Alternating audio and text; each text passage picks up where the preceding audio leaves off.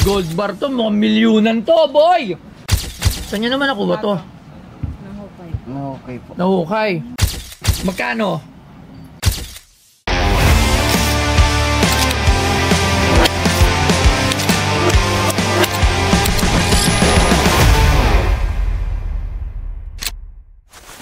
Bisita? Bisita? Ito, oh. Talaga? Sige, pasok.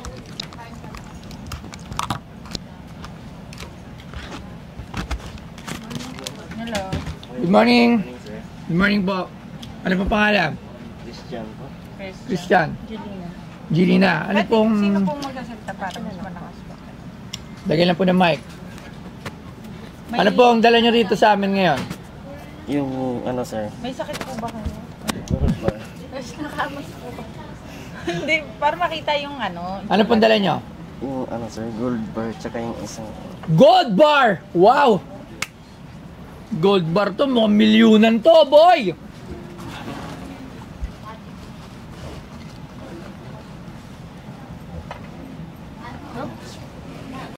Bigat ah. 1 kilo? ligo lang. 3 kilos? 3.4.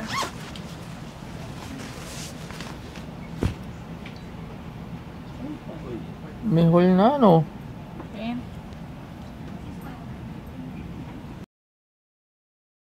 Ito lang. Dito tayo kasi mabigat. Oh!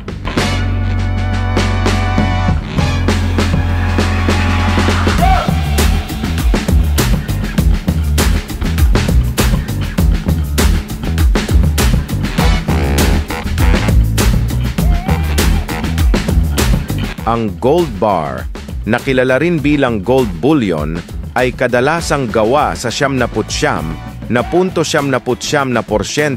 purong ginto.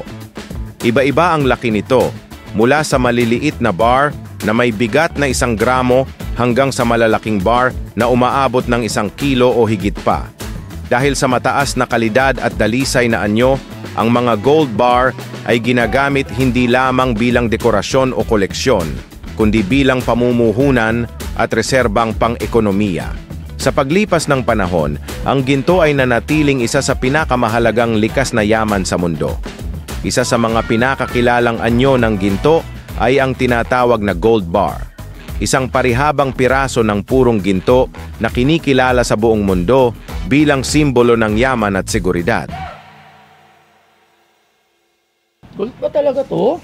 Hawakan ko nga. Ba't mo? Laman natin.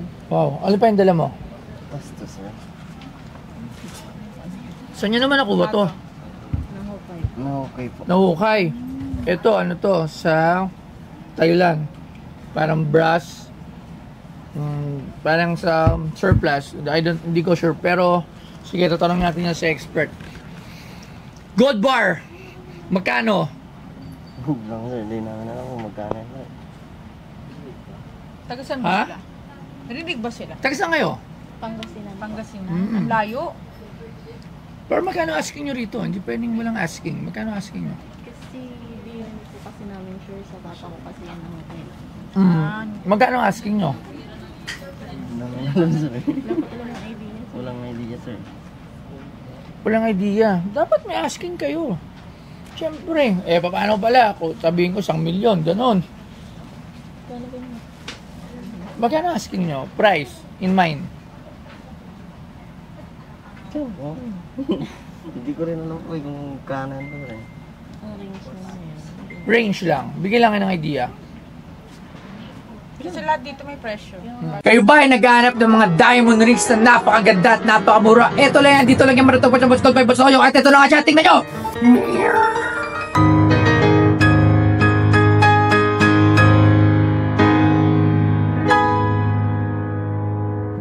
Kita po kasi, yung sa papa ko kasi, sabi niya nasa 10 po. 10 million. Kung 24 karat siya, times 3 definitely, mga nasa 12 million. Ganun talaga, loves. Okay. Kasi nga, yung 1 kilo, 3.4 eh. Yung kay Manong Chavez, mga ganun yung halaga. So okay, so titingnan natin, ang problema lang dito, madaming nagkalat na fake nito. Madami, sobrang daming fake gold bars. So hindi tayo basta-basta mamimili kung hindi natin natetest. Okay, so tawagin natin ang ating expert. So tawagin natin si Sir Arman. Sir Arman, ikaw lang ba to? At si Sir Angelo Bernardo para magbigay ng kanilang expert opinion regarding dito sa kanilang gold bar. So to, nakita ka na ba nito? Good morning. Ginto, oo. Marami. Etong Cambodia. Yung ganyang kalaki, dapat ang weight niyan around 12.7. Kilos? Yes. Pag gold? Yes. Ilang kilo ba to? Lahat masukat, wala tayong kilo. Duda ko, hindi aabot ng 4 na kilo yan. 3 kilos, Kasi ilang nabubuhat kilos? mo ng ganun eh. Nabubuhat mo na yung isang kamay na. Hindi, sobrang lakas ko lang. Kasi nag-weights ako eh. Huwag nyo, di ba? Ito, nag-gym ka rin, Labs, di ba? Ay, di mabigat siya. Oh, di ba? Oh, Huwag nyo kami minamaliit. Mga 4 Ano kilos. ba, nag-ano kami, nagagano. Oh. Kaya kahit na 20 kilo, ginaganon ko lang yan. Hindi, Okay. kasi ganito yon. Yung physical appearance ng gold, when it comes to weight, yung 1 kilo, alam mo yung kasing laki Maliit. ng posporo. Maliit. Ganon kalaki ang Yes. kilo. Yes, Kaya katulad So, nga sinabi ko yung kay Manong Chap, yung 1 kilo niya. Yes. Kung i-assess natin to, na sabi nyo around 4 kilos, yung 1 kilo nito, 2, Chunk lang, nugget. 3, marami. Isang nugget. Mm. Isang nugget yung 1 kilo eh, mga ganun siguro. Tapos, yung texture ng gold na usually nakikita ko kapag namimili ko. Actually, ang pinakamalaking nabili ko is around, 1.275 kilos yung nabili ko. Hindi ganyan yung texture. Ito dinidrill eh. Dinidrill din nila eh. Tingnan nyo. Siguro sinecheck Baho. nila yun. Amoy tanso. Amoy tanso. Ang ginto, Oo. Meron tayo dyan hindi timbangan. nangangamoy tanso. Malaki. Tanso. Yung amoy niya, yung Amoy tanso. definitely. Yun din yung isa pala nakalimutan ko sabihin. May amoy po Kahit may drill, sample drill kayo na ginawa dyan na binukas, amoy tanso siya. Tapos, yung brightness ng gold, wala dun sa bar nyo. Malayo-malayo yung appearance. Okay, so it's a fake gold bar. Alright, pero, so, ano to, coating?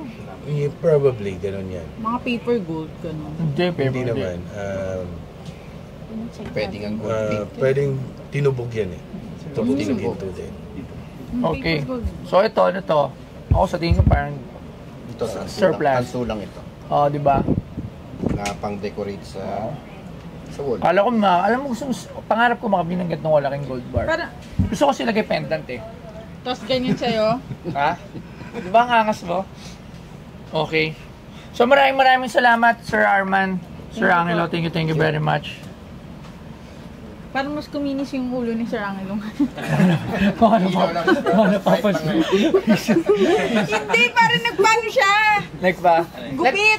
Hindi, nagpa-hair wax siya. Nagpagupit siya. Nagpagupit. Sir Angelo, nagpagupit ka. Dahil mo mapapansin yung buhok pa ni Sir Angelo. Nagpagupit ka na. Ay, Kita, bumalik pa tuloy. ay nagpa-shine ka. Nagpa-shine. Bumalik pa tuloy. Hindi na curious lang ako sa'yo. Bakit parang ang kintab? Okay, sir. So, I'm sorry.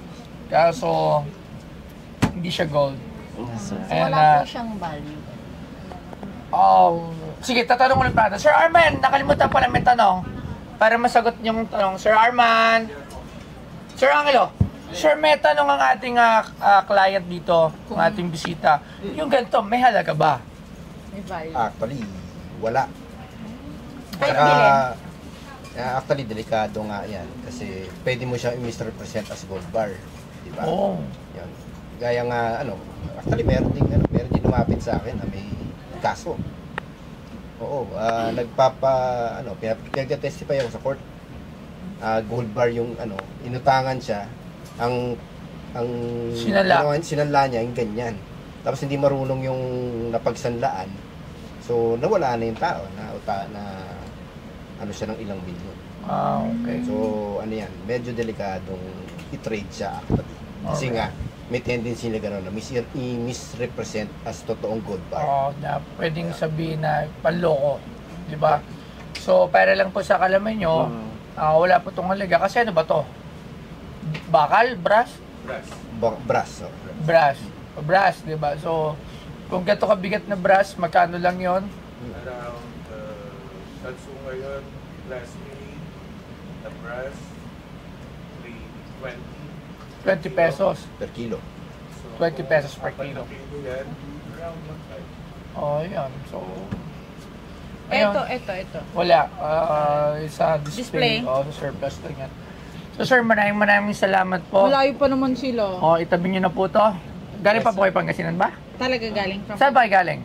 Pangasinan po, sa may mga tarim po. Mga tara mo. Bigyan na lang natin ng pamasahe. Sige, bigyan na namin kayo. Ito, bigay ko na lang sa inyo yan. Thank you, sir. Pero at Ayan. least pa-check mo. Ito, Pero gusto ko nga siya, i-display lang. So, you want to buy? wow, sige. Okay, maraming salamat, sir. Thank Thank you you po. very much. Bigyan lang natin sila. Bigyan na lang 1,000. Hello, good morning. Ako po si Julina. Nandito po ako ngayon sa Pinoy Pawn Star. Nahiya ako. Kung anong nangyari lang po naman sa May pinatignan lang po kaming gold bar. And then, ano siya, no? Yun nga lang po, fake po pala siya. Yun lang po. Thank you.